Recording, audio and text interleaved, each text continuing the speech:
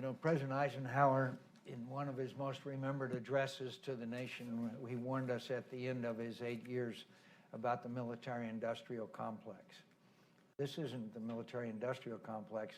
This is the military-industrial congressional complex. This is corruption. This is what it's all about, is ULA and its bases both in Alabama and in Illinois. And the incredible continuation of purchasing Russian rocket engines when we really don't have to, even though it costs us more money. But we're sending, at least if we buy all these rockets that they have now, the House and our Appropriations Committee has tried to get, we'll put another $1 billion or so in the pockets of Vladimir Putin's cronies. I don't get it. I don't get it. I've been fighting it possibly as hard as I could.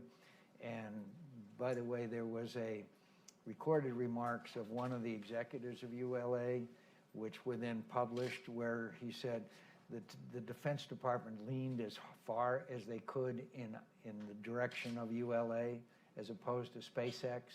You know, we're paying these people just to build rocket engines when Jeff Bezos and his outfit, they're building the rocket engines. They're not getting any money from the federal government to do it.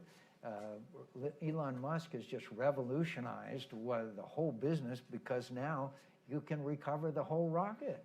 I mean, it's incredible.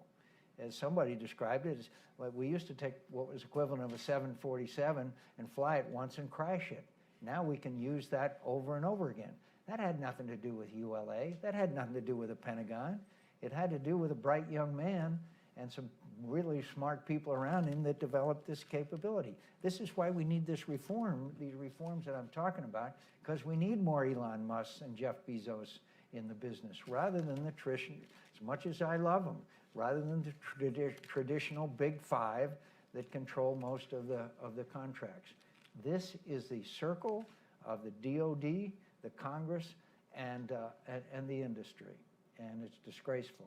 It was a few years ago where there was an attempt at doing a Russian tank at a new tanker a few years ago, and I fought it and fought it and fought it, and people went to jail because of the corruption of that process. I'm telling you, this process, in my view, is equally as bad. Listen, everyone, thanks for coming. Yeah. Please join me in thanking Senator McCain.